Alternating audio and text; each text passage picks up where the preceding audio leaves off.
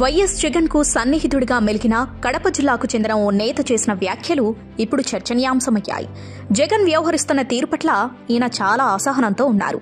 కడపకు చెందిన MLC C Ramachandraiah ఇటీవలే నెల రోజుల క్రితం వైసీపీ నుంచి టీడీపీలో చేరారు. వైసీపీ అప్రజాస్వామిక విధానాలు నచ్చకే పార్టీ సభ్యత్వానికి రాజీనామా చేసినట్టు లేఖలో ఆయన అప్పుడు పేర్కొన్నారు. పార్టీలో కొన్ని నెలలుగా చాలా ఇబ్బంది పడుతున్నానని చెప్పారు. రాష్ట్రంలో ఏం జరుగుతుందో జగన్ తెలుసుకోవాలని సూచించారు. సలహాదారులు జగన్ కు ప్రజాభిప్రాయాలను కరెక్ట్ గా చెబితే బాగుంటుందని ఎమ్మెల్సీ సి రామచంద్రయ్య వ్యాఖ్యలు చేశారు. అయితే తాజాగా రాజ్యసభ ఎన్నికలు ఉన్నందున పార్టీలు మారిన ఎమ్మెల్యేలు ఎమ్మెల్సీల పట్ల వైసీపీ కఠినంగా వ్యవహరిస్తుంది. పార్టీ మారిన ఎమ్మెల్యేలు ఎమ్మెల్సీలకు అసెంబ్లీ స్పీకర్ నోటీసులు ఇచ్చి విచారణకు హాజరు కావాలని ఆదేశించగా దీనిపై ఎమ్మెల్సీ సి రామచంద్రయ్య ఆగ్రహం వ్యక్తం చేశారు. పార్టీ ముఖ్యమంత్రి ఒక్కడిదే కాదు కదా అని ఆయన ప్రశ్నించారు. తాను పార్టీ నిర్ణయాలను ఉల్లంఘించలేదని అన్నారు. ఇలాంటి స్పీకర్ను తాను ఇప్పటి వరకు తన జీవితంలో చూడలేదని ఎద్దేవా చేశారు.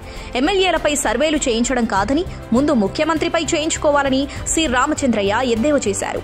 పులివెందులలోనే ఆయనకు వ్యతిరేకత ఉన్న విషయాన్ని సీఎం జగన్ గుర్తించాలని హితవు పలికారు.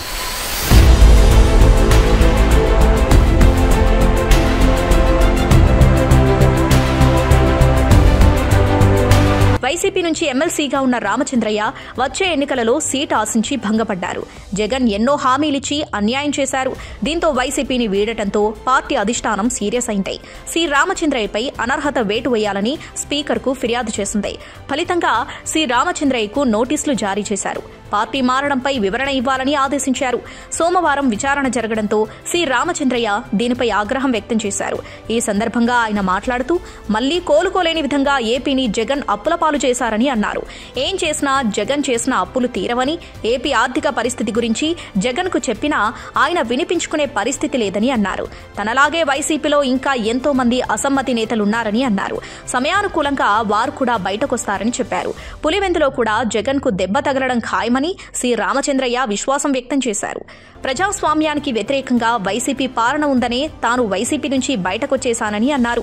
దానిని నిబంధనలకు అనుగుణంగా ఆమోదించాలే కానీ మనసులో ఏదో పెట్టుకుని ఇప్పుడు నోటీసు ఇవ్వడం కరెక్ట్ కాదని అన్నారు.